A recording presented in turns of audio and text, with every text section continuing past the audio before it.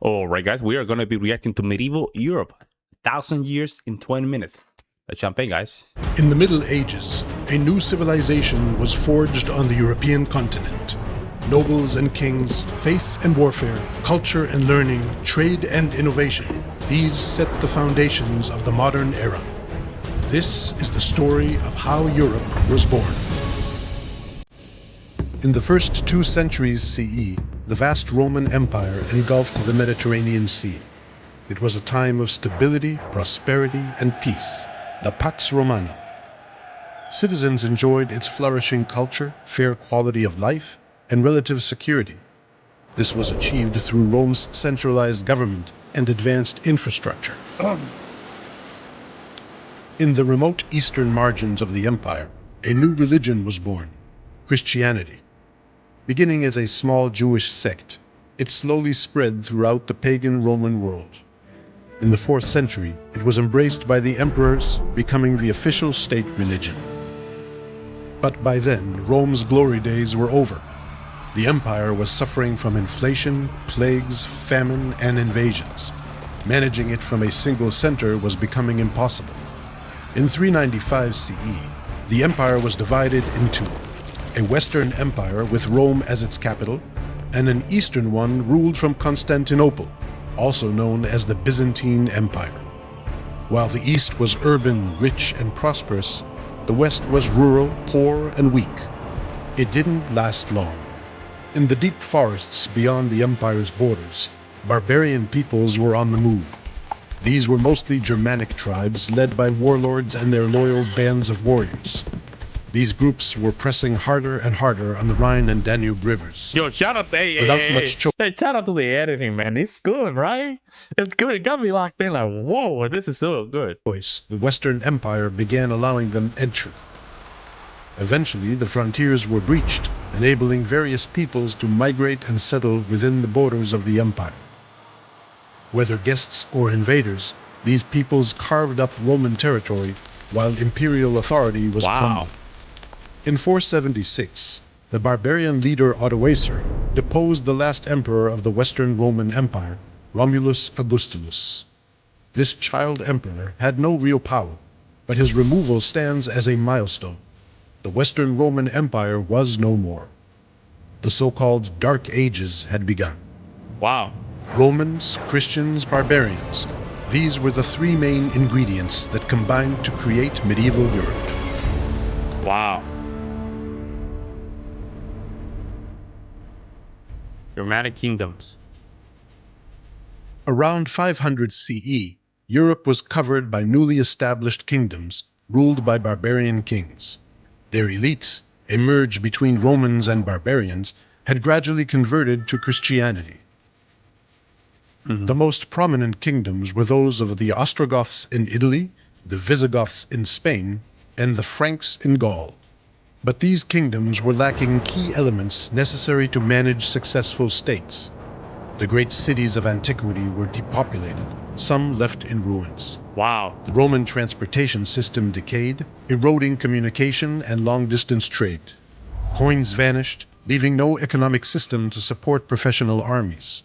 Literacy plummeted, crippling administrative systems. Wow. And most notably, peace and security were gone. This impoverished rural West was becoming more and more localized, fragmenting politically and linguistically. In the first centuries of the Middle Ages, it paled in comparison to its stronger neighbors.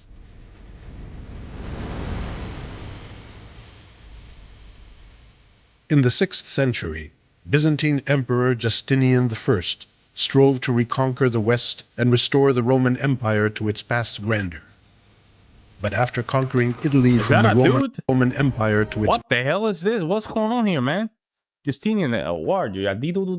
Or a man or a woman? What's going on here? Past grandeur. But after conquering Italy from the Romanized Ostrogoths, the peninsula fell prey to new invaders, the Lombards. The Byzantines had to accept that the division between East and West was final. Wow. But soon they had to acknowledge yet another division, this time between North and South. In the 7th century, Arab armies swept through the Middle East and North Africa with astonishing speed, creating an immense Islamic caliphate. Where one civilization once thrived, now there were three: Islamic, Byzantine, and medieval. Wow. For a brief moment in the 8th century, it seemed as if the fragile and weak West might be overwhelmed by the caliphate. Muslim armies crushed the Visigothic kingdom in Spain. Yeah, then look went at that, on bro. Asturias was the only one holding it together. That's crazy, huh, to think about. In Spain, Asturias was the one holding it together. It's crazy to think about that, man. to raid Francia. But in 732, in the Battle of Tours, they were defeated by the Franks under the leadership of Charles Martel. Islamic expansion in the West was halted, and the victorious Charles gave his name to a dynasty that was to change European history forever. Wow. The Carolingians. Love the Celtic music, man. Charles Martel's son, Pepin the Short, seized the Frankish throne in a coup. He fought the Lombards in Italy, granting the Pope his own most desired autonomous state. Pepin's son was the famous Charlemagne. After ascending the Frankish throne in 768, he spent decades fighting and expanding his kingdom.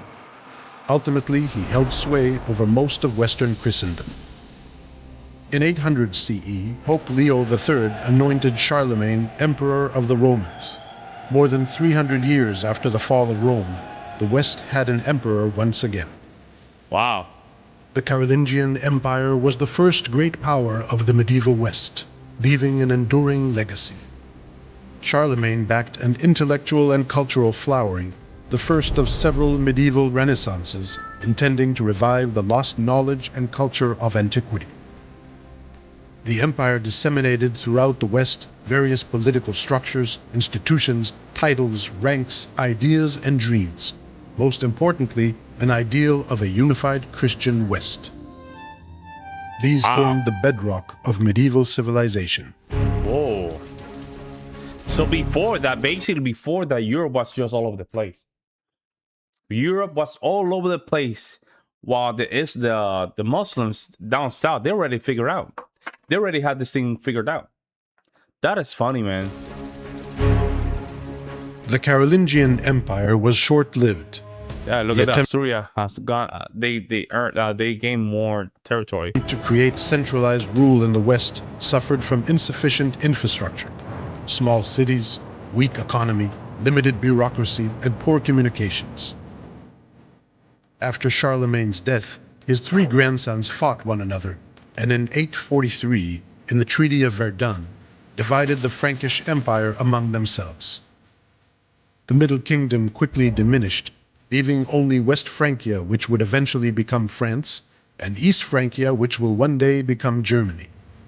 These kingdoms continued to splinter and fragment, a process accelerated by external pressure.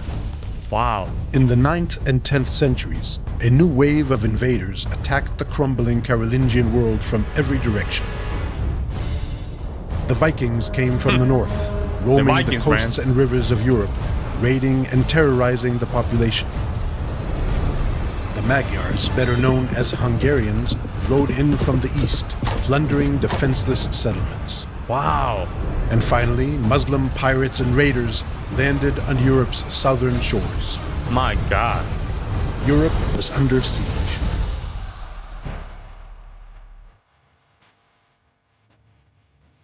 As the West was crumbling under repeated attacks, kings lost their power while local elites grew stronger. Europe was getting covered with a dense network of wooden castles, serving as fortified residences of local noble families. From these strongholds, lords subjugated the peasants in their vicinity, extracting their resources. Wow. Lords ruled their lands by coercive force. In previous centuries, peasants were an integral part of infantry armies. But new military innovations, such as the stirrup, further established cavalry as a decisive force. Wow. This new kind of warfare required resources only nobles could obtain. Consequently, European elites became full-time professional fighters. In a world ruled by a warrior nobility, territorial power was attained by vassalage. One noble granted another land and protection, and expected in return his fealty and military service. Kingdoms were becoming complex networks of personal relationships and mutual obligations. States, Kings basically. were often weak So basically like small states. and could be easily overshadowed by their strong vassals. This is often described as the feudal system. Centuries would pass before centralized states would emerge again in the West.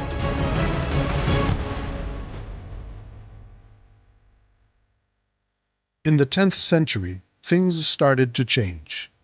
Better climate increased agricultural yield.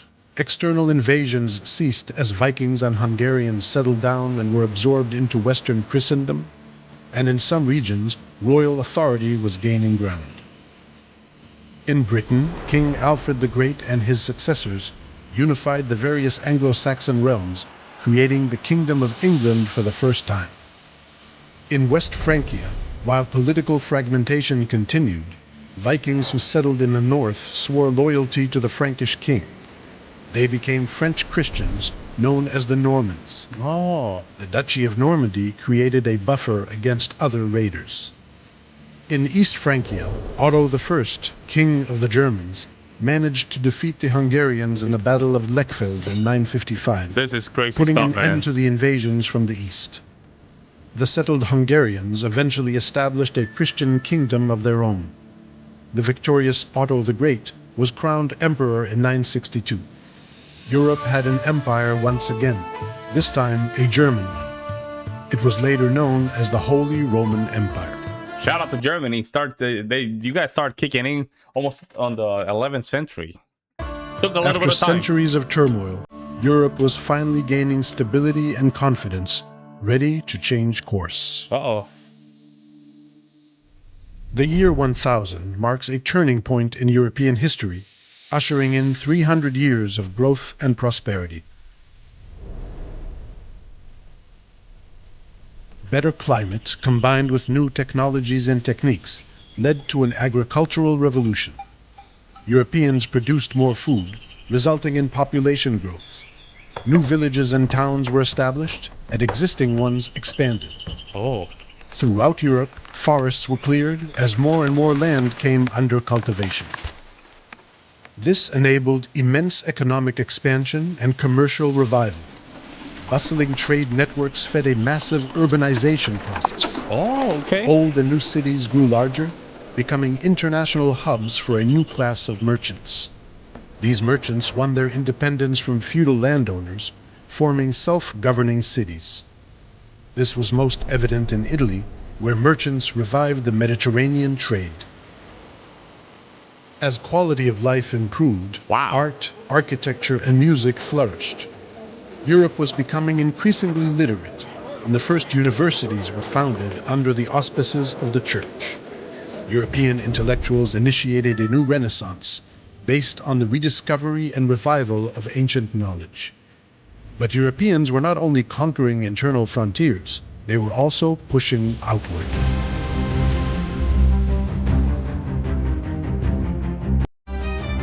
During the Central Middle Ages, aristocrats from the Carolingian heartland conquered and colonized new territories, pushing the boundaries of Western Christendom. This process, described as the Europeanization of Europe, resulted in an expanded and more homogeneous civilization. In 1066, William the Conqueror, Duke of Normandy, invaded England. In the Battle of Hastings, he delivered a decisive blow to the Anglo-Saxons. England was transformed into a Norman stronghold. In Iberia, the Christian kingdoms of the north fought the Muslims to their south, gradually extending their control over the peninsula. This was viewed as a reconquest. In southern Italy and Sicily, Norman warriors conquered vast territories from the Byzantines and Muslims. They allied with the Pope and established another Norman kingdom. Sicily. In Eastern Europe, German aristocrats and peasants gradually moved eastward, settling on Slavic lands. But Europeans were casting their gaze further still. In 1095, Pope Urban II called on Christian warriors to liberate Jerusalem and other holy sites from the hands of Muslim infidels.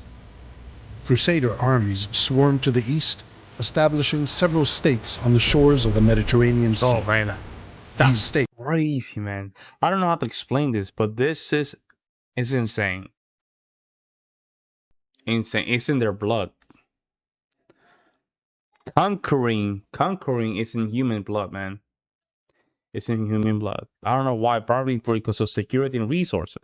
But conquering is in human blood. proved to be a weak Western outpost. Over the course of 200 years, they were reconquered by Muslim forces.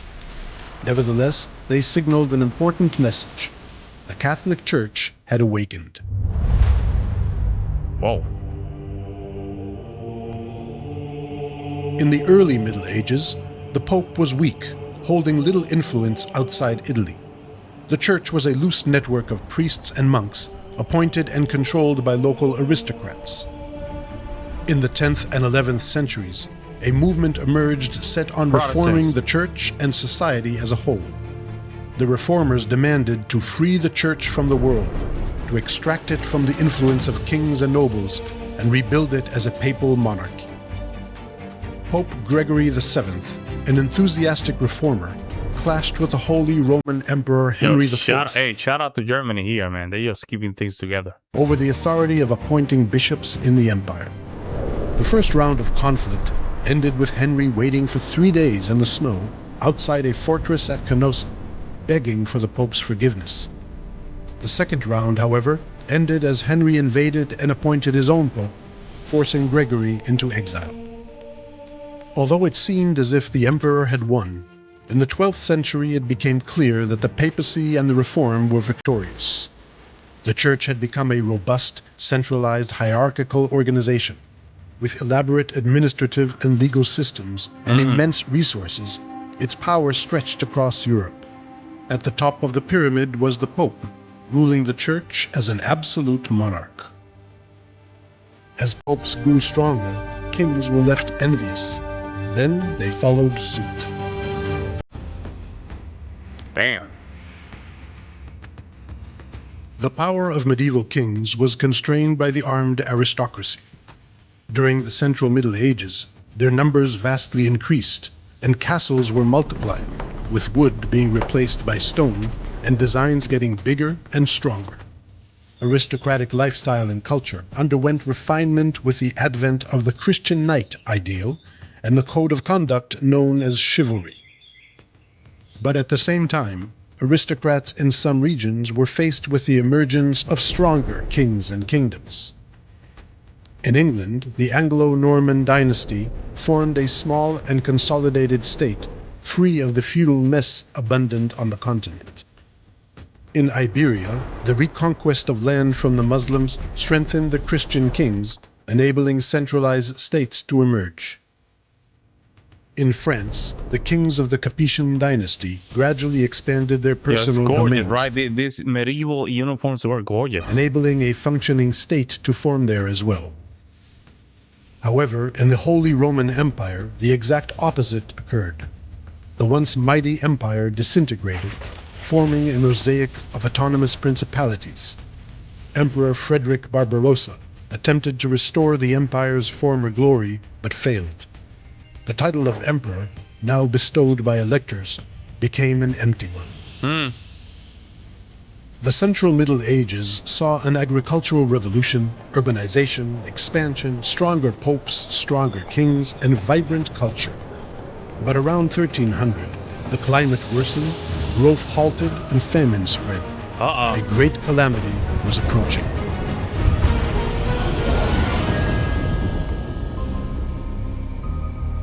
The Black Death. Ooh. The 14th century marks a watershed in European history. In 1347, a global plague known known as the Black Death reached Europe. It rapidly spread across the continent and within a few short years killed approximately 1/3 of the population. It was an unprecedented demographic disaster. Entire settlements were wiped off the map.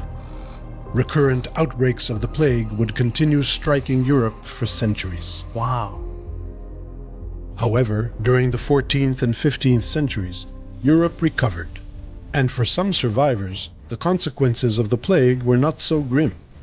As the population dropped, land became widely available, and the demand for labor rose dramatically. The bargaining power of peasants and workers increased, and they demanded improved conditions. When elites refused, revolts erupted across Europe. Damn. Nearly all of them were brutally suppressed. Yet, in the long run, change was inevitable. In Western Europe, peasants gained new freedoms and opportunities, and workers enjoyed higher wages. Out of the darkness of the Great Plague, creativity emerged. Technological innovation brought forth the wind and water mills, eyeglasses, new techniques for metal production and processing, and, of course, the printing press. In the quickly recovering cities, new cultural trends flourished.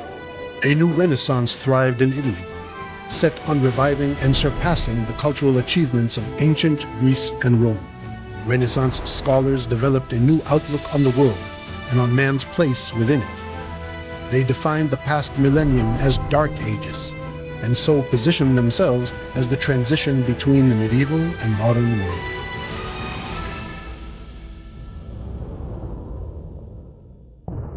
In the late 14th and 15th centuries, gunpowder transformed European warfare.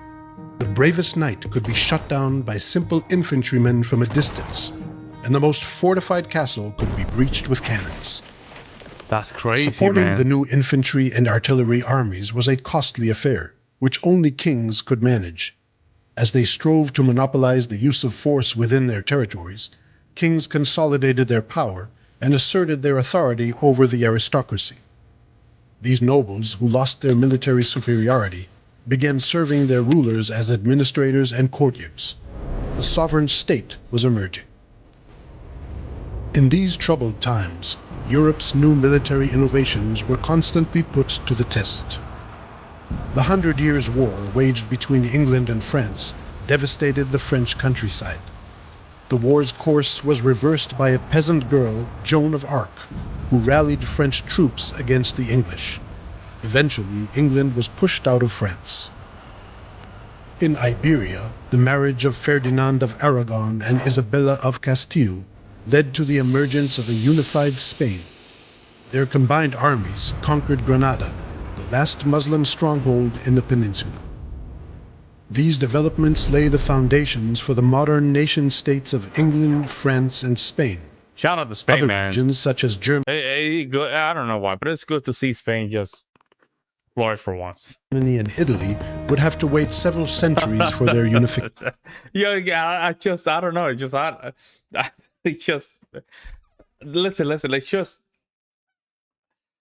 I don't know. Spain is one of those countries. In my family, my family lineage is from Spain. I'm a Spaniard, right, by lineage. And it's good to see them that, they formed something. They formed, what we call now, what we recognize as Spain today. It's just this. I don't know, man. I don't know. It's just, I don't know what to say about this. I think Spain can become more. Let's put it like that. I do think Spain can have a better influence in the world. I do believe that.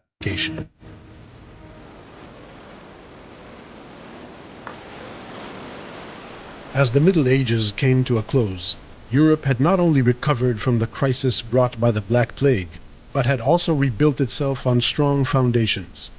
Gradually, its focus shifted. Okay, so now this is what we know as Spain today. See this right here. 1500, Portugal had traversed Africa and the Indian Ocean, opening up commercial routes to the Far East. Spain turned westward, crossing the Atlantic Ocean and reaching the Americas. Columbus's voyage in 1492 is sometimes considered to mark the end of the Middle Ages and the beginning of the modern era. Over the next centuries, when I get my house, I want to have a Christopher Columbus painting in the back of my living room, big, because if it was not for him, the New World would never exist. Even though some of the Scandinavians, right, the Scandinavian, what's the name? The barbaric, I forgot their name. They already discovered some of these territories in the New World. It was not with the technology of the new Europe, right? So this move of Spain coming to the new world was big. European expansion would transform the globe and create the modern world we live in today. Yeah, that's crazy. Yo, shout out to this dude, man. He nailed it. The editing was fire. Fire. Yeah, right into if for school, this will be perfect. This will be perfect. Go to the theory, boom. Just out. So here's how I would teach it. Bombard the kids with a lot of boring information. A lot of it. A lot of it. Then at the end, after you bombard them with a lot of boring information, give them this video. And then all that boring information will start making sense. Great video, man. Thank you so much for the recommendation, by the way. Let me know what you guys think, guys. I'll see you next one.